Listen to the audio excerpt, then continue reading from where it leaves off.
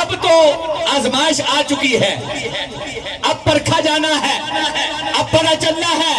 کہ کون زبانی کلامی کہتا رہا اور کون عملی طور پر مصطفیٰ کریم کا غلام بن کر سامنے آ گیا۔ اس وجہ سے ہم تو فقط زبانی کلامی یہ نعرے لگاتے رہتے ہیں، جھوم کے لگاتے ہیں، جذبے میں لگاتے ہیں، ایک دوسرے کو دے کے لگاتے ہیں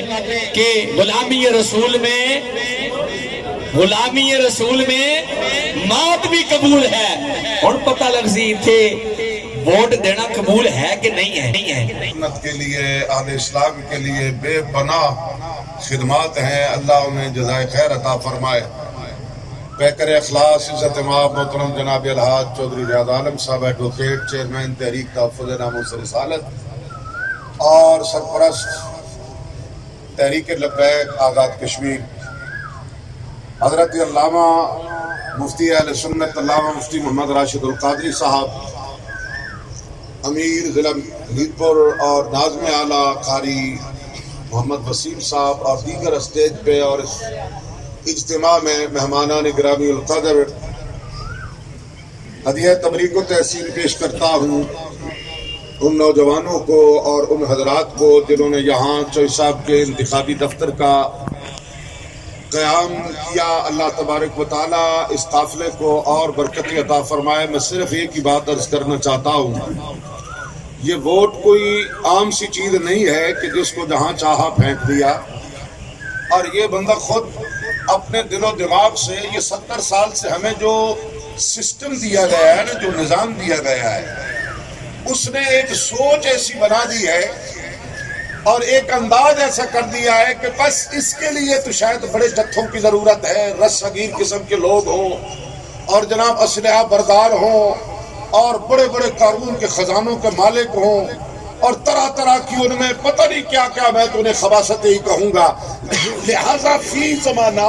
الیکشن تو ایسے لوگوں کا کام ہوتا ہے، بھلا یہ کسی شریف آدمی کا کام ہے؟ کمال ہو گئی یار، آپ اپنے ملک کی باغ دور بدماشوں کو دینا چاہتے ہیں،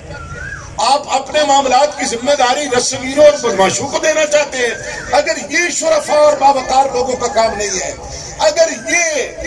شرفاء اور باوقار اور عزت دار اور دیندار لوگوں کا کام نہیں ہے، تو پھر مجھے بتائیے کہ آپ اپنی ریاست، اپنے مملکت کو کس نہج اور کن لوگوں کی طرف لے جا رہے ہیں؟ اگر یہی بات ہوتی تو پھر اللہ کی قسم اٹھا کے کہتا ہوں میری عادت نہیں بعض میں اس انداز سے بات کرنے کی، حضرت امام حسین رضی اللہ تعالیٰ عنہ کو شہید ہونے کی کیا ضرورت تھی؟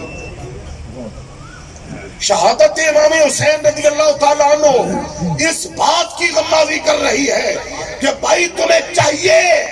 کہ جب اقتدار کی بات آئے، جب اہل اسلام کے معاملات کسی کے سپرد کرنے کی بات آئے تو اس کا کردار دیکھو، اس کا ویژن دیکھو، اس کا نظریہ دیکھو۔ شریف نامزد امیدوار جناب چودھری عبدالعزیز صاحب ایڈوکیٹ کو دعوت دیتا ہوں۔ تحریک لبیک کے نامزد امیدوار جناب چودھری عبدالعزیز صاحب لبیک کے نعرے کے گونج میں تشریف لاتے ہیں۔ جناب میں پہلی دفعہ جا رہے ہیں تو وہ جو اپنے آپ کو تخت پر سمجھتے تھے وہ دونوں لرزائیں خیزائیں گھبرائے ہوئے ہیں، پتہ نہیں کیا کیا کر رہے ہیں۔ تو یہ آپ کی کامیابی ہے، تحریک لبیک کی یہ کامیابی ہے کہ دشمنوں کی صفوں میں وہ نہ صرف ابتر کر دیے بلکہ کلبلی مچی ہوئی ہے، وہ ناکامی کے خوف سے لرزائیں۔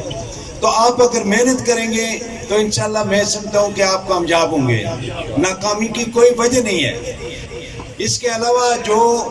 خاموش لوگ ہیں اس وقت تک تحریک لبیک کے گھروں میں بیٹھے ہوئے ہیں، آپ سب کا کام ہے، میرا کام ہے، آپ لوگوں کا کام ہے کہ ہم جائیں اور پیغام جو ہے گھر گھر تک پہنچائیں۔ منشور بھی آج جو ہے یہ تحریک لبیک کا